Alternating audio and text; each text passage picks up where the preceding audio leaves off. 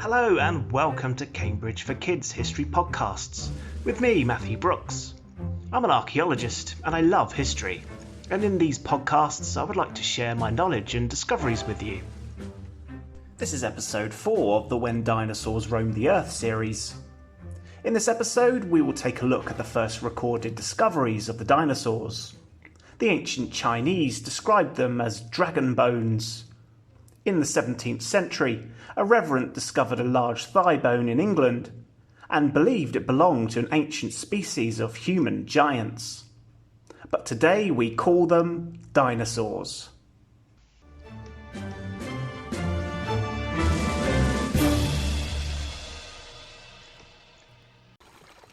People have been discovering dinosaur fossils for hundreds of years, at least since recorded accounts were written.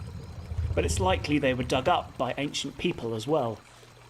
The Greeks and Romans have many stories and myths about giant monsters that lived on the land and seas.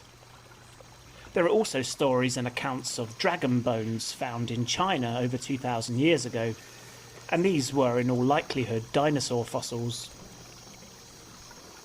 In 1676, an enormous thigh bone was found in England by Robert Plot, a reverend, and it was described as a bone that belonged to a race of giants that lived in the past. But it was again almost certainly from a dinosaur. Exactly which dinosaur this huge thigh bone belonged is still a mystery today, because the fossil vanished a long time ago. At this stage in history, things that appear clear to us now were far from obvious.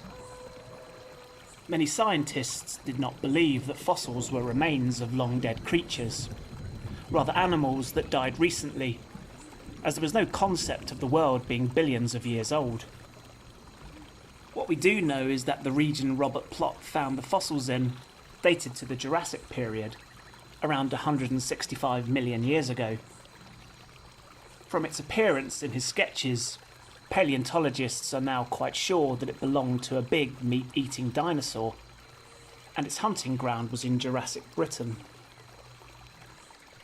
The Reverend got the fossil's characteristics mistaken, but he was the first ever investigator to label and show something we would now identify as a dinosaur fossil. Many other British researchers that discovered fossils at this time were equally as baffled.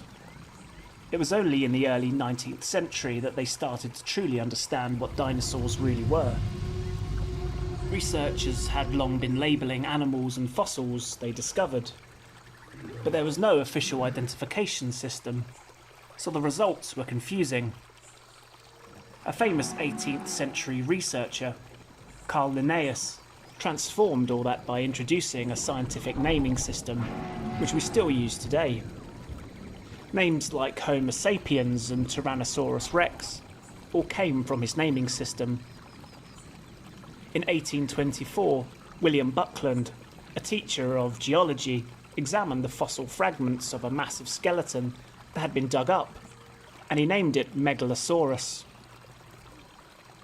A year later, a doctor found the remains of what looked like giant iguana teeth and named the creature Iguanodon. It wasn't until 1841 that a British scientist, Richard Owen, came to the conclusion that these fossils were different from the bones of other living animals. All these fossils had certain features in common. The legs were like pillars, instead of being spread out like other reptiles. So they walked very differently, and their bone structure was unlike any other animal, which also helped to support the growing theory of evolution, expressed by Charles Darwin and other scientists. The early animals were so different that they needed to be named separate from other species. So Owen named the collection Dinosauria, which means terrible lizards. The first dinosaur models were made of concrete, and measurements from the fossils were used to build life-sized imitations in 1854 in London. The first dinosaur used for entertainment at a major exhibition was a life-size model of an iguanodon. The invitations to the exhibition were even sent on fake pterodactyl wings. Across the ocean in North America, dinosaur footprints were discovered in the 1830s. They believed at first the footprints belonged to a giant raven, freed from Noah's Ark after the Great Flood, as written in the Bible. But scientists would eventually agree that they were from dinosaurs. This started what was called the Bone Wars in North America, and everyone with a shovel was dinosaur hunting, eventually procuring 136 new species. And the fossils on show in museums and exhibitions caused great enthusiasm for dinosaurs all over the world. In the 20th century, interest for dinosaurs developed bit by bit, appealing to the wider scientific community.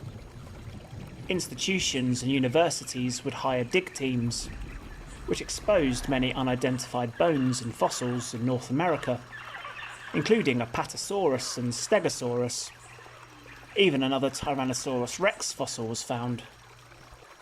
In modern times, dinosaur exploration carries on, but the importance has moved from finding and ordering the dinosaurs to questioning and recreating how they lived. In the late 1960s and 70s, researchers suggest that these ancient beasts were just as nimble and active as warm-blooded animals, and their horns were used to attract mates, as well as for combat. In modern times, important discoveries have been made, as some of the first dinosaur nests and eggs in North America were revealed. These significant fossils help to show that some species nested in groups and cared for their young like a protective family. By learning about dinosaur bones, scientists have been able to rebuild what they looked like, and how they moved, and even what they ate for dinner millions of years ago. Most of what we know about dinosaurs is the result of years of hard work, comparing the dinosaur skeletons with modern animals. Since Richard Owen's time, around 330 dinosaur species have been found, and every couple of months, a new type is uncovered. Paleontologists estimate that during the age of the dinosaurs, there were around 10,000 individual species, meaning that there are still many undiscovered dinosaurs in the ground today.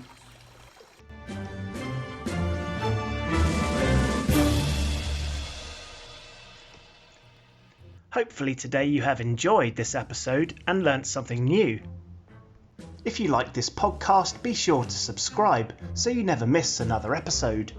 Tune in next time with your host, me, Matthew Brooks, for more time travelling. Thanks a lot for listening and have a great day. Over here! Hey, listen up! Newsy Jacuzzi! Hello, I'm leadership Shankar Prickett, and this is my mama. I sometimes go by the name of Lindy Prickett.